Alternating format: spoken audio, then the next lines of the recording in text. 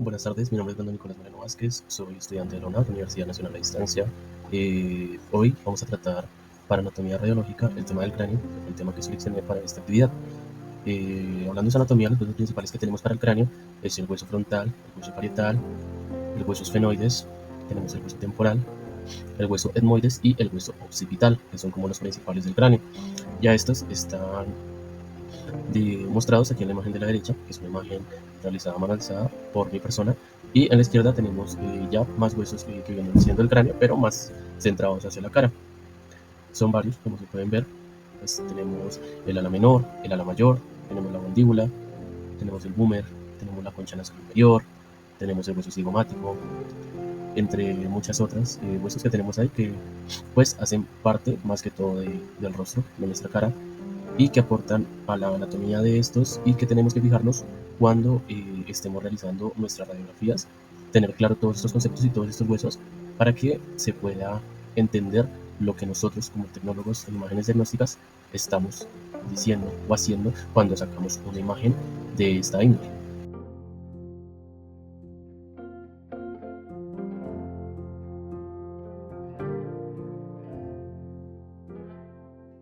En Crane tenemos tres tipos de radiografías estándares, como lo son la P, la lateral, la axial o más conocida como Town, que esta tiene una angulación de 40 a 45 grados aproximadamente y esta angulación es caudal.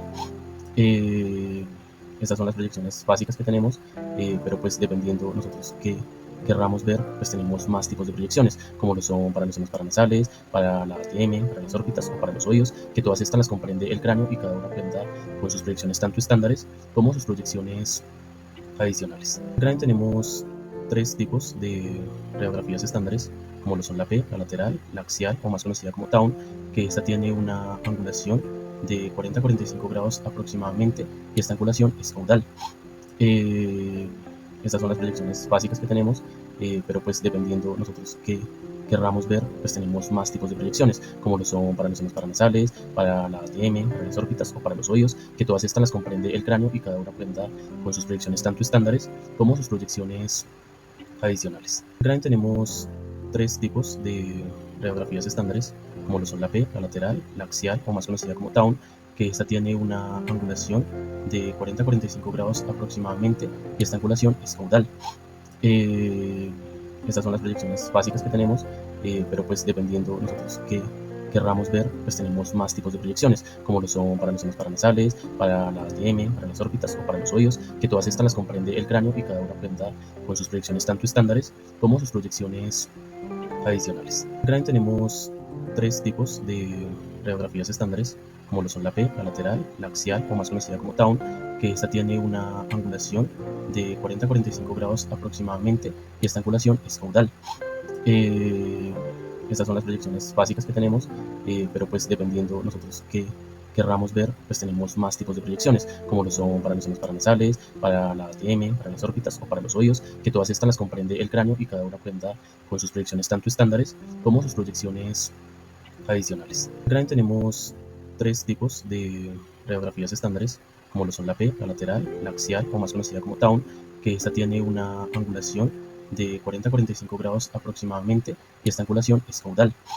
Eh, Estas son las proyecciones básicas que tenemos, pero pues dependiendo nosotros qué querramos ver, pues tenemos más tipos de proyecciones, como lo son para los senos paranasales, para la ATM, para las órbitas o para los oídos, que todas estas las comprende el cráneo y cada una cuenta con sus proyecciones tanto estándares como sus proyecciones adicionales. En el cráneo tenemos tres tipos de radiografías estándares, como lo son la P, la lateral, la axial o más conocida como Town, que esta tiene una angulación de 40 a 45 grados aproximadamente y esta angulación es caudal. Eh, Estas son las proyecciones básicas que tenemos, pero pues dependiendo nosotros qué querramos ver, pues tenemos más tipos de proyecciones, como lo son para los senos paranasales, para la ATM, para las órbitas o para los oídos, que todas estas las comprende el cráneo y cada una cuenta con sus proyecciones tanto estándares como sus proyecciones adicionales. Ahora vamos a tratar las particularidades que podemos encontrar en el cráneo. En el cráneo pues encontramos las suturas craneales, como la imagen aquí bien lo dice. Estas son las que unen los huesos del cráneo y permiten un crecimiento. Entre estas suturas craneales tenemos la coronal, la sagital, la moldea, Y también tenemos las fosas craneales, que esas fosas craneales son las encargadas de alojar partes específicas del encéfalo anterior, medio y posterior.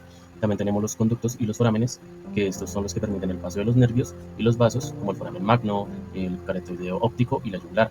En el cráneo también encontramos los senos paranasales, como dije anteriormente, pero pues estas son cavidades neumáticas dentro del frontal de los esfenoides maxilares y el etmoides que reducen el peso y mejoran la resonancia.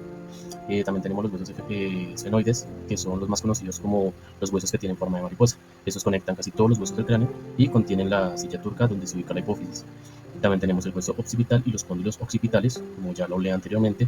Estos son los que permiten que la articulación con la columna vertebral y el movimiento de asentir, o sea, de hacer esto que estoy haciendo en este momento. Además de esto, también tenemos las articulaciones. Las articulaciones en el cráneo son 4, las cuales son la sutura coronal, que une el hueso frontal con los parietales, la sutura sagital, que une ambos huesos parietales en la línea media. También tenemos la sutura lamboidea, que une la articulación de los parietales con el occipital, y la articulación sinoval única que posee el cráneo, que es la articulación atlanto-occipital entre el occipital y el atlas C1, que es ya donde empieza, esta parte de acá, ya donde empieza la columna cervical. Para la cara también tenemos varias articulaciones.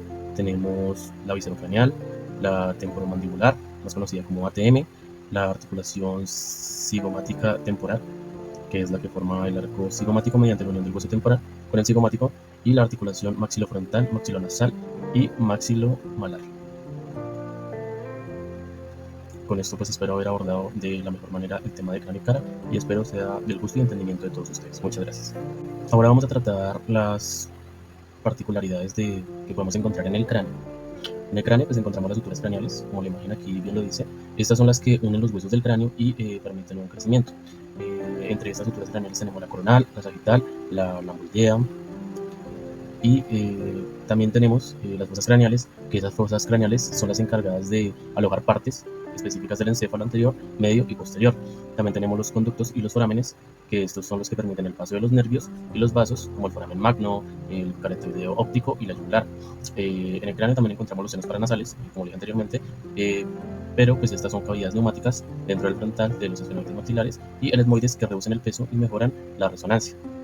También tenemos los huesos esfenoides, que son los más conocidos como los huesos que tienen forma de mariposa. Estos conectan casi todos los huesos del cráneo y contienen la silla turca donde se ubica la hipófisis. También tenemos el hueso occipital y los cóndilos occipitales, como ya lo hablé anteriormente. Estos son los que permiten que la articulación con la columna vertebral y el movimiento de asentir, o sea, de hacer esto que estoy haciendo en este momento.